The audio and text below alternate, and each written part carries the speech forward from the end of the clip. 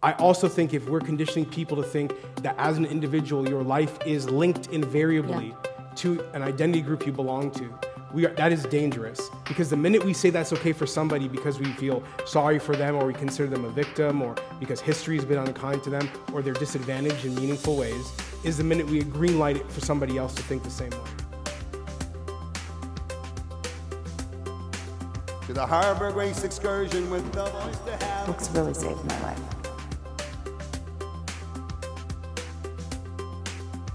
Good evening, everyone. I am very excited to be here and have a chance to chat this evening with Amy and Jamil. There we go, hashtag Jamie, that's what we'll call the evening. So I'm going to begin with an introduction of our two esteemed writers, and then we'll move into a conversation.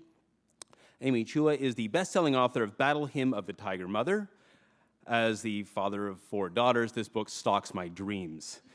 She is the John M. Duff Jr. Professor of Law at Yale Law School and a noted expert in the fields of international business, ethnic conflict, and globalization. Her first book, World on Fire, How Exporting Free Market Democracy Breeds Ethnic Hatred and Global Instability, a New York Times bestseller, was selected by both The Economist and The Guardian as one of the best books of the year. As you all know, she has a brand new book which is generating a remarkable amount of attention. It's what we're discussing today. It's entitled Political Tribes, Groups and the Fate of Nations. Jamil Jivani was born and raised in Toronto. He is a visiting professor at Toronto's Osgoode Hall Law School, where he focuses on issues affecting youth, immigrants, and low-income families. He founded the Citizen Empowerment Project, an organization leading initiatives related to policing, racial profiling, democratic participation, and economic development. Jivani attended Yale Law School and served as president of the Yale Black Law Students Association. He has worked for a U.S. senator, as a high school teacher in the U.S. and Kenya, and as a corporate lawyer in Manhattan. Since graduating, he has practiced corporate law in Toronto, acted as a management consultant, and was named the 2015 Young Lawyer of the Year by the Canadian Association of Black Lawyers. But perhaps most importantly, everyone, today, his brand new book, his first book, is being published. And we're all here today to celebrate that.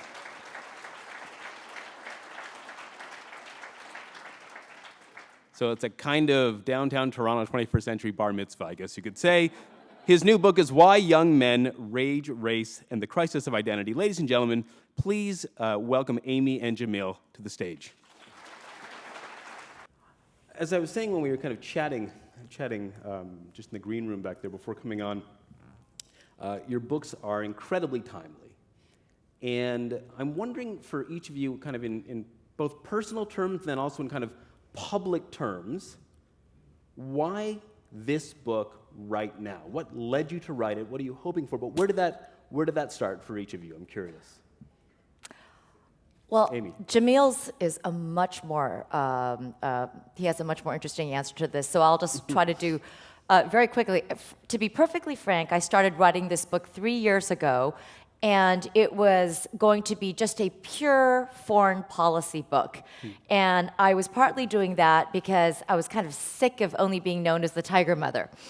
I remember being on a TV show talking about Ukrainian nationalism, and all these nasty tweets came out, like, why does the Tiger Mother think she can talk about nationalism? So we can talk about the thesis later, but it was a foreign policy book. But last February, 1 month after President Trump took office, I was teaching a class called International Business Transactions, which Jamil took from me, J.D. Vance took from me. I've been teaching this class for 20 years. And what happened is I was making this point saying the reason that the U.S. keeps messing up its foreign policy is because developing countries have such completely different social and ethnic and political dynamics. And that's why we just don't get it and we keep getting it wrong. So I'm reading from this passage. It's actually from my own book, World on Fire, 80 students, and I read, under certain conditions in the developing world, populist demagogues can sweep to power with absolutely no political experience, horrifying the elite, but gaining traction using racially tinged, scapegoating. And I stopped, and all 80 students were thinking the same thing, which one student articulated. She said, "It sounds exactly like you're describing the United States." And that was just 2 months before I had to turn in the whole manuscript. So why this book? It was actually the most rewarding part of the book. I had to change my own thinking, and I saw things in a new way that we can talk about, but I do think that the United States today, for reasons having to do with our massive demographic changes, is starting to display some of the dangerous political dynamics that were historically more associated with developing countries. And I think that comparative lens is helpful. Great, thank you. Jamil. Well, in my case, I had started teaching at Osgoode Hall, and this was around the exact same time that the Paris attacks happened in 2015. And I saw the Paris attacks as an act of rage that was difficult to understand in part and very easy to understand in another part. Meaning, I couldn't relate to the compulsion to blow up your hometown, but the experiences that I think caused the rage that made young men want to do that there, I could identify with some of that. And I wanted to go there and basically explore what similarities and differences existed between North American cities where I have worked and lived and seen a lot of angry young men, and places in Europe where young men were similarly so unhappy with their lives that they were willing to commit to a cause that would lead to their own demise. So that was the impetus of wanting to learn something. And the question why young men was posed to me in the process of trying to learn that, and by CBC journalist Nala Ayed. And when she asked me, I gave a terrible answer because I was very unprepared. I was like, well, I actually haven't thought about it in the terms of this being a young men's problem, as opposed to a problem of certain ethnicities or certain religions or certain classes. But it being a young men's problem, I was caught off guard by the question. And I just kind of took that question with me through Brussels, into France, into Egypt, came back home and started to reflect on the things that I learned there, and that's what produced the book. The book you're also part of the story yourself. I am, yeah. So I essentially thought it was going to be perhaps kind of, as Amy suggested, more of a policy type of book.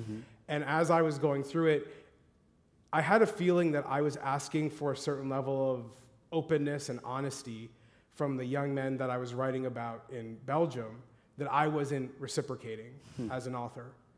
And so I felt a responsibility to kind of open up. And in the process, I think sharing my experiences and the experiences of young men I grew up with helped connect a lot of the dots across the Atlantic in a way that I hope, answers the question that I pose in the title, but also might illuminate why that rage that I first saw in the Paris attacks is maybe more relatable to many of us in the room than we might initially think when we see such a tragic news headline. And what you're speaking to in a lot of ways, I think, we were speaking about this earlier, is your kind of very particularized experience of something that Amy is describing in kind of broader terms, both in the US and then in places like Vietnam and Afghanistan. To my mind, in my reading of your books, they're both concerned, I think, fundamentally with the nature of belonging. Yes. And I wonder if you could maybe just say a little bit about, as it were, the thesis of the book, but specifically, what is the appeal and what is the peril of belonging as such a powerful hold on people today? These books dovetail so well. And first I should say I'm incredibly proud of Jamil. And maybe we'll get to some fun stories later. As a starting point, I note that humans are actually hardwired to need to belong to groups. And these are some of the most fun stories or studies that I include in the book, and some of them are quite shocking. We neurologically need to belong to groups, and there are stories of whether it's evolution, and there are different theories about that. But more interestingly, once we connect to a group, the effect, again, there are a bunch of fascinating studies, is almost like a drug. Once you connect to a group, you want to cling to that group, you want to defend it, you want to think it's better than other groups.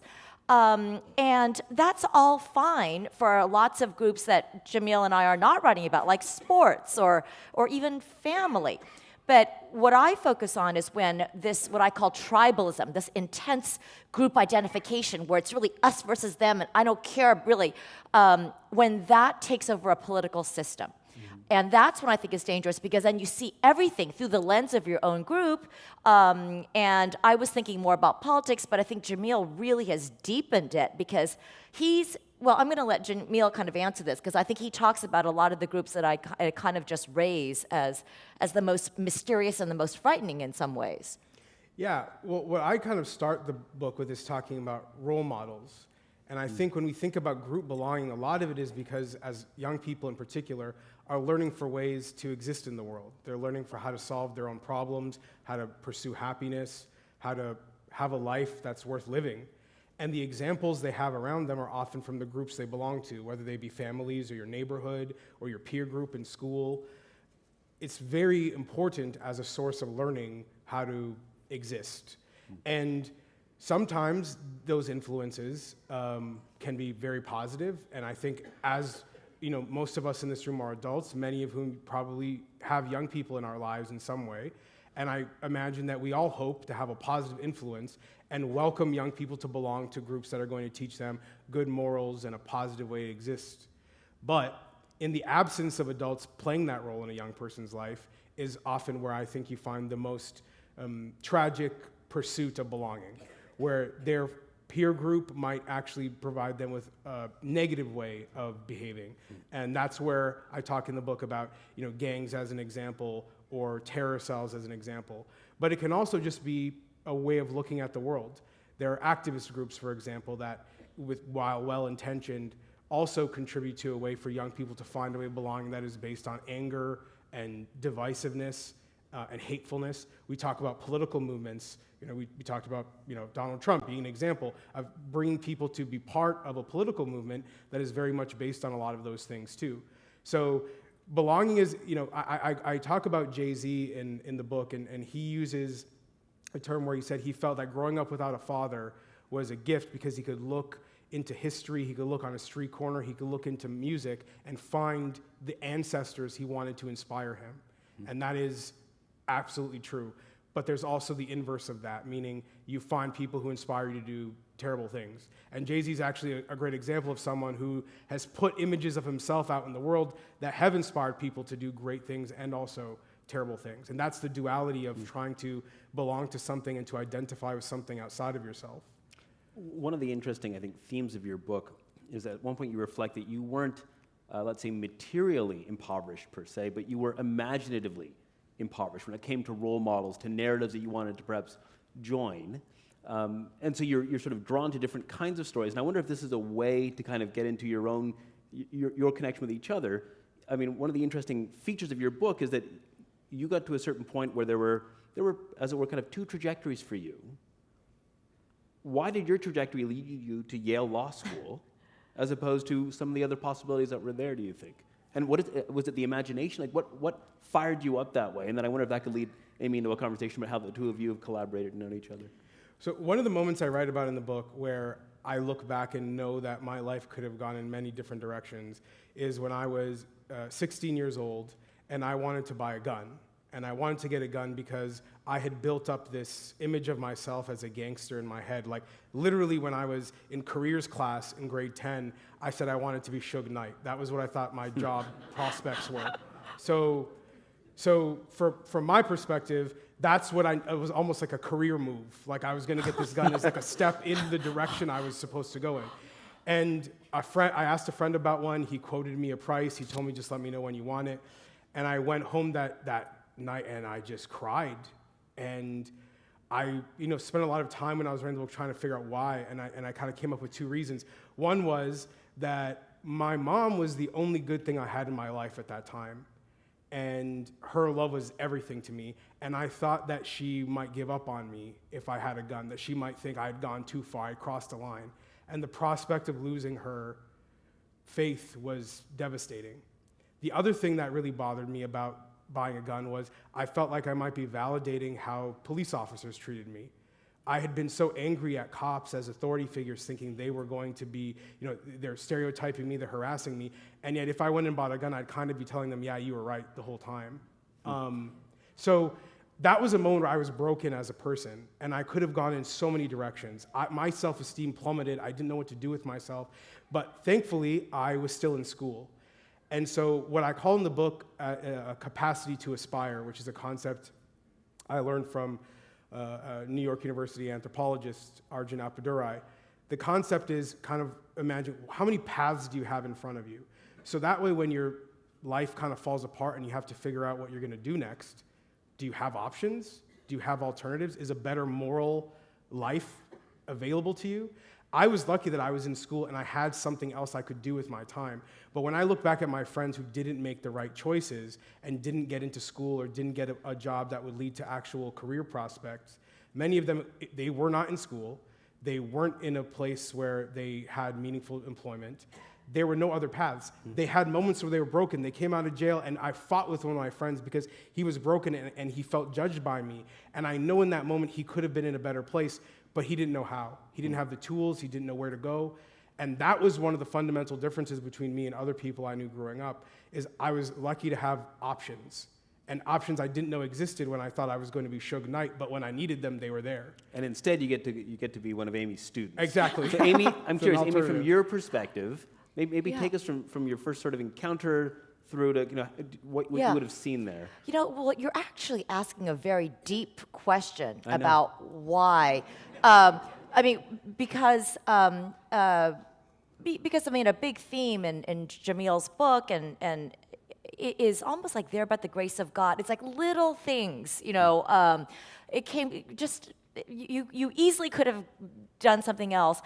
But from my perspective, it's interesting. So I met Jamil his first day of law school. He was in a big contracts class I taught. Must have had 90 people. And in that class, I keep mentioning Jamil's roommate, J.D. Vance, is obviously the author of this hugely successful Hillbilly Elegy, and they were very good friends. And for some reason, we connected. Nice. The three of us connected. I connected with a lot of other students too, but I really connected. And so when you ask the question, and maybe this is actually not an optimistic answer, that it actually comes back to the human being, right? Because I remember Jamil as somebody that was, you changed so much during law school, right? So that's kind of a plasticity that's interesting. Like you, first of all, you're friends with this guy that is super, he was conservative, and we hardly had any conservatives there, but you were mostly aligned with a very, very more super progressive. You were president of the Black Students Association, but I remember talking to Jamil, even within months, he would say, should I do this corporate law? Should I go be an activist? So it's a very interesting question, why some people can be mentored. Or, is it, sometimes I'm strict with my students, they come and they're like, I've been here for 2 weeks and I still don't have a mentor.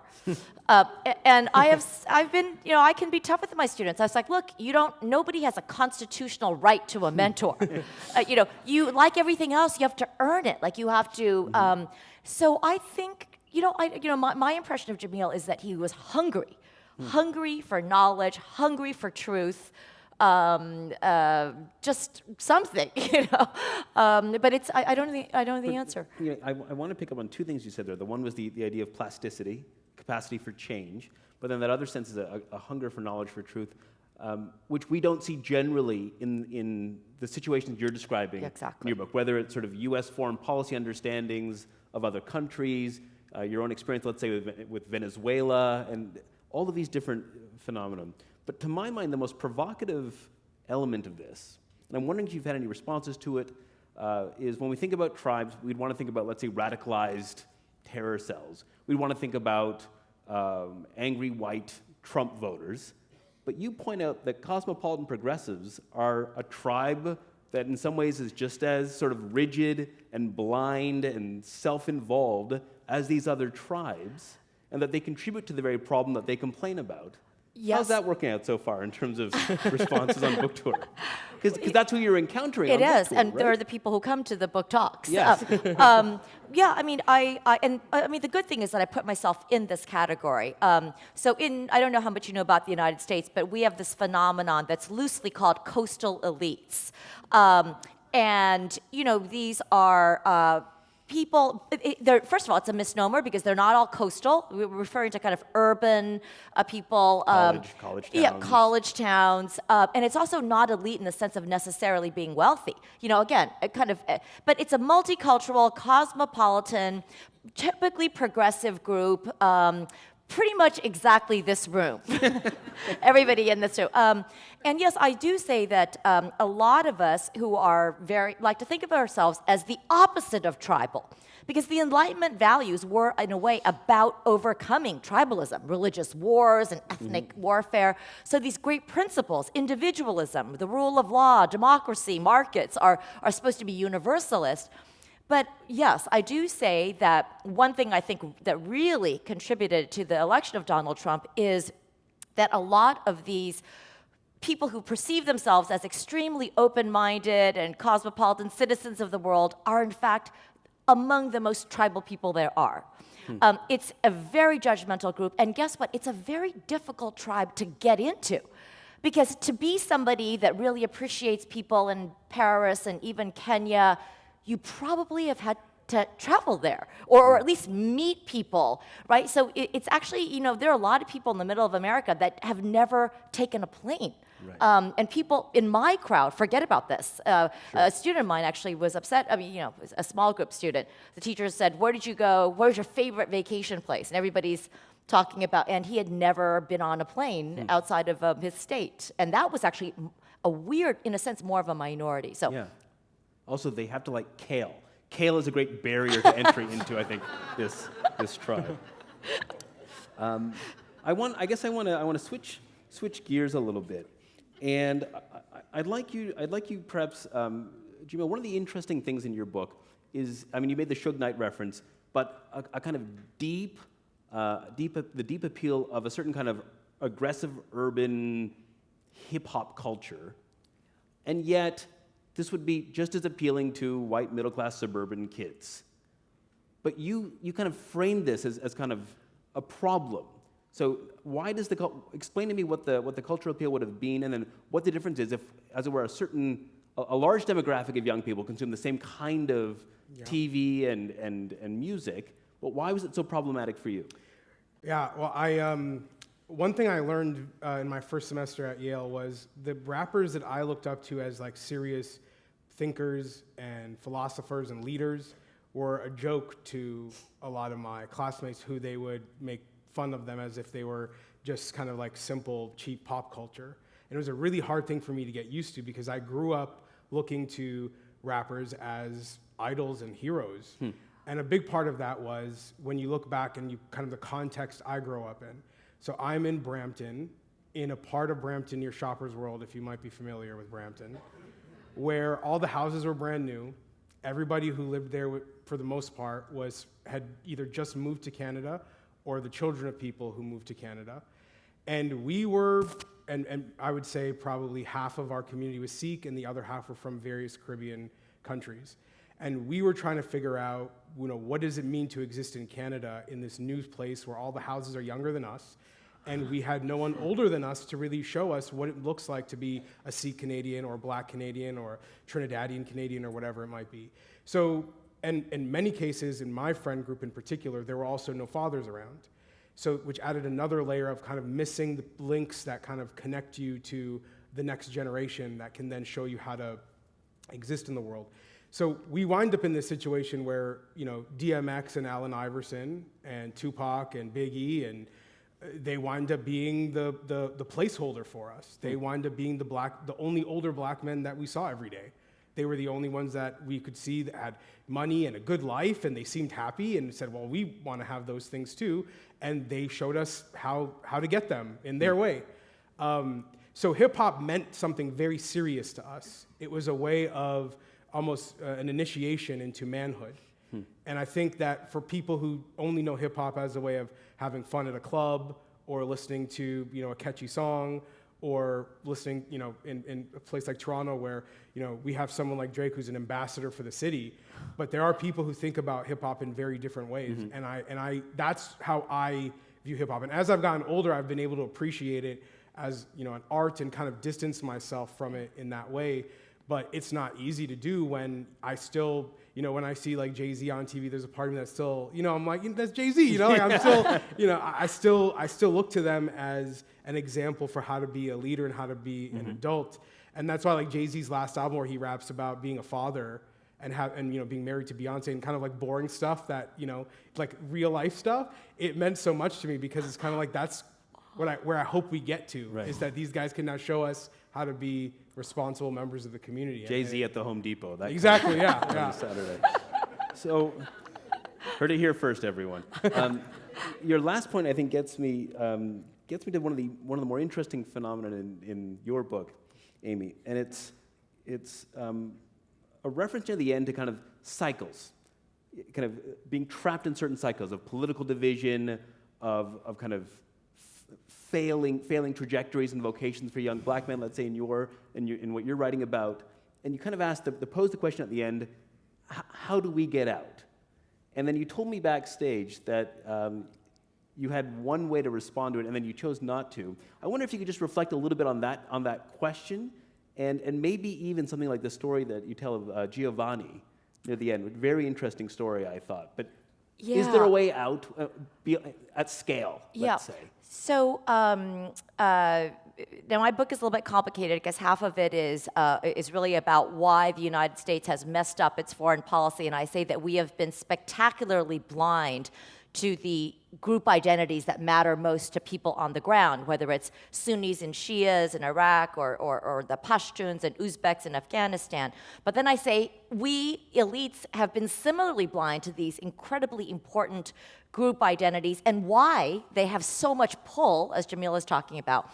So, I originally had this typical thing that academics have, the policy section, 3 chapters of all this stuff. And in the end, we were in the middle of this Trump phenomenon. And right now, for those of you who've been to the United States, it's very, very acrimonious, about as divided. I have taught for 20 years. It's never been this tough on a college campus. Conversations that I used to be able to have, it's much more complicated. So it's, there's always this, hasn't it always been this way? No, I think that we're at a very difficult moment right now. And I ended up chucking these 3 chapters because, and I said something that some people think is a little bit, superficial, but I actually think it's more true. And so I am hopeful because there are all these studies, which I recount near the end, that show that if you can pull people out of their intense tribal affiliations or group affiliations, and as Jamil's going to explain, that's easier said than done. That's the whole problem. But if you can pull people who are from opposing groups who hate each other out of the group context and have them interact as human beings, it's amazing how fast the progress. And to be clear, it is not just exposure. The studies are equally depressing that if you throw people of different races and ethnicities and languages all together and they hate each other even more. You really have to interact as human beings. So what I said to you backstage is I sort of feel, and I'm not just saying this because Jamil's my student, I feel like, first of all, the book is utterly, I couldn't put it down. I read it, it's just beautiful and powerful, but I feel like I should just say, and the solution to my problems that I identify is why young men, and just attach it. Because in some ways, I think Jamil is able to write about these things because he was himself in the pull of some of these groups. And then he also engaged with people who, some of them did get radicalized in Brussels, and then others didn't, right? So, and he can talk about movements like identity politics. We have similar views about identity politics, but he can talk, well, we can both talk about it. But so anyway, that's not a very good answer, but I think that it's gotten me thinking a lot about like solutions. An expert volleyball player, you just went like this, and now you're going to spike it for us. I think. Yeah. So, how do you kind of break the cycle here? Well, so a big part of it, I think, is understanding that a lot of young people are being being led to believe that a way to deal with their rage is to accept that the world is made up of a zero-sum game between competing identity groups. And that happens on the fringes with, let's say, the alt-right, which I talk about in the book, telling white men that you're losing your country, you've got to fight back. Or it happens in a place like Brussels where your young Muslim men are being told, this is a fight between the West and Islam, take your position.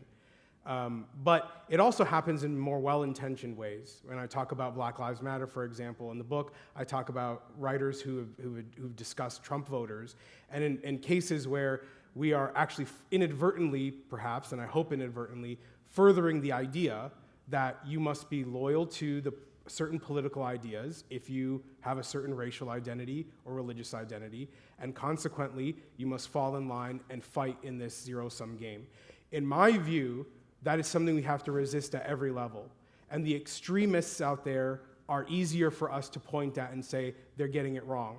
But it also happens in every day we function in our society, where we're conditioning young people to think of a group identity coming before themselves.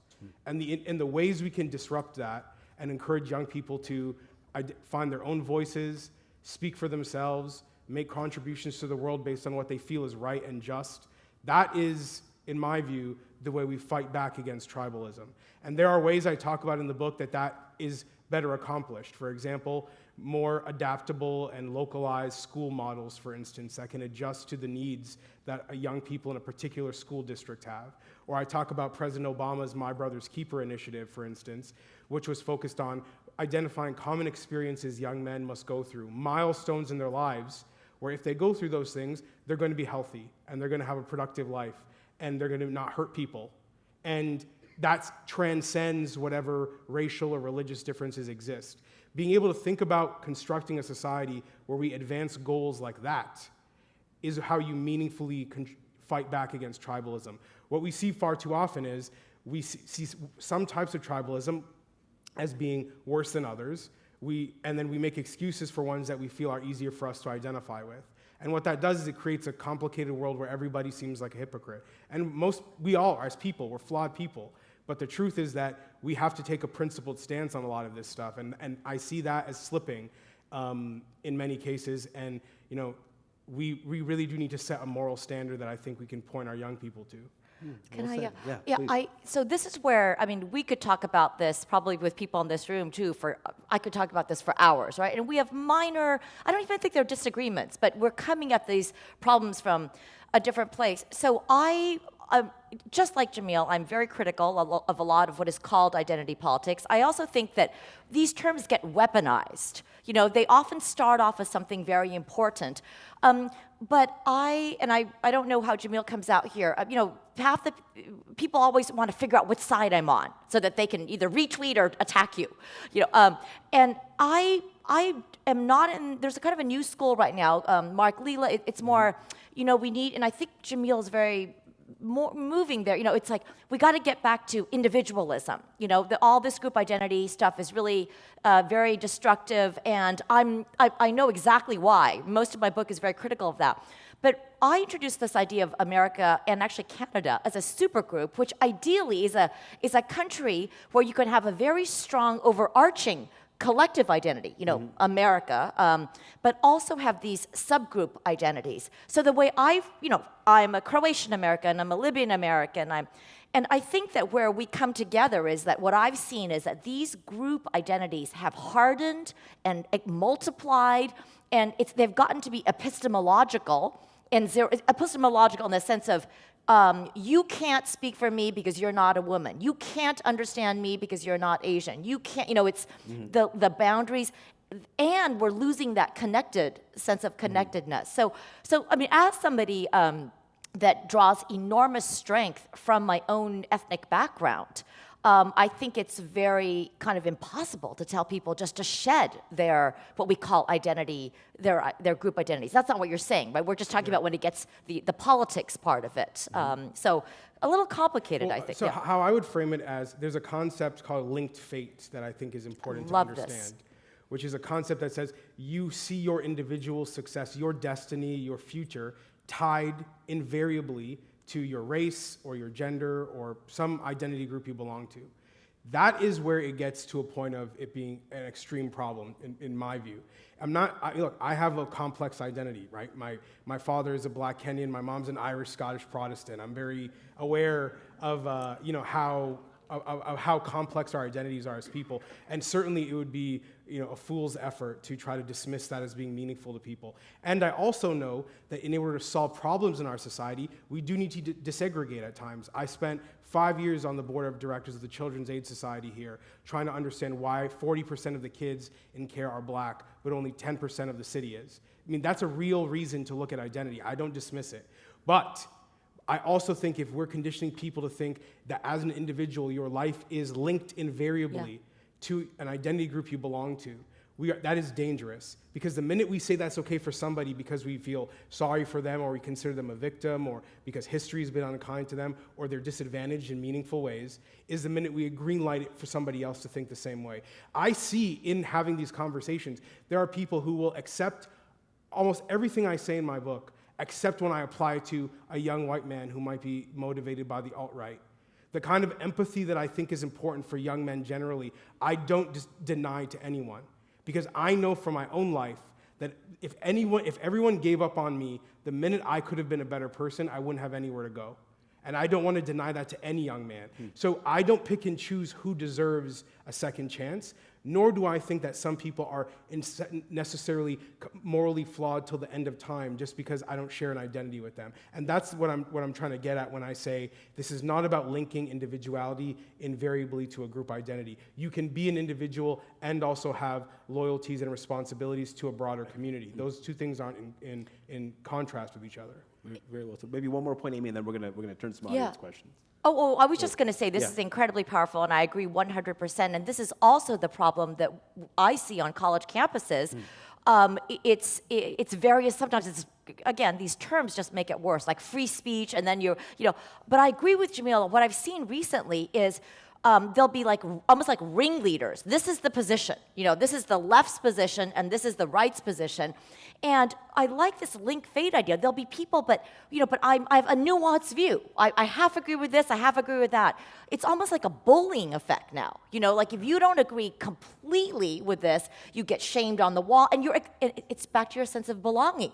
You're out. You're pushed out. And so I totally agree. Yeah, one of the examples I give of this in the book is Lil Wayne did an interview with 60 Minutes. And in the interview, they asked him about Black Lives Matter. And he said, I don't have anything to do with that. I don't identify with that. And then he pulled out a red bandana, and he said, I'm a gangbanger now. And everybody on Twitter got mad at him for saying that he didn't identify with Black Lives Matter, but him pulling out a red bandana, no one seemed to be all that upset about. And that's what I mean when I say about demanding people to think a certain way, that we are, plenty of studies show we are as diverse within the groups we belong to as we are between groups, maybe even more so in some cases. And that's real. And when we create a world where young people feel like they're being judged or limited or constrained because they think they share an identity and therefore they have to have certain political ideas or they have to come to certain moral conclusions about the world, I mean, that's a recipe for extremism. And that's what I think is really important for people to be aware of when in our political culture and the world we share together. Very, very well said. Thank you. Thank you. Yeah.